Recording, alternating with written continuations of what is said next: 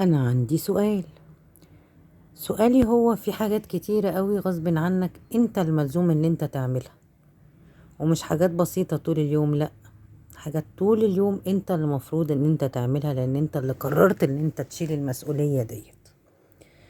في ناس بقى كتير بتجيلك طول اليوم تقولك ايه، لا لا لا لا، ده انت المفروض ان انت تفصل.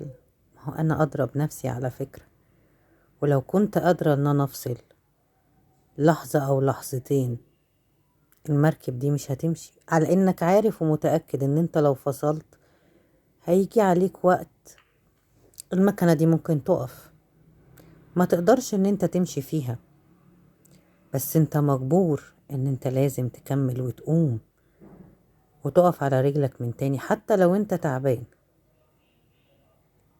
الناس الجميلة دي ما بتعرفش ظروفك، هي بتدي بس من السطح انت قادر تقف على رجلك تاني حتى لو انت ماشي بالمسكنات فعلا. مين عنده الناس الجميلة دي في حياته؟ أنا متأكدة إن احنا في حياتنا مليون ألف رقيب بيفضل يقعد يعللك، وممكن تكون نيتهم خير، هم شايفين الصالح بس هم مش قادرين يشيلوا معاك المسؤولية اللي انت شايلها ديت.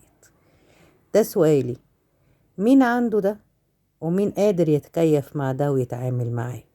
والتفقنا الإجابة بسرعة.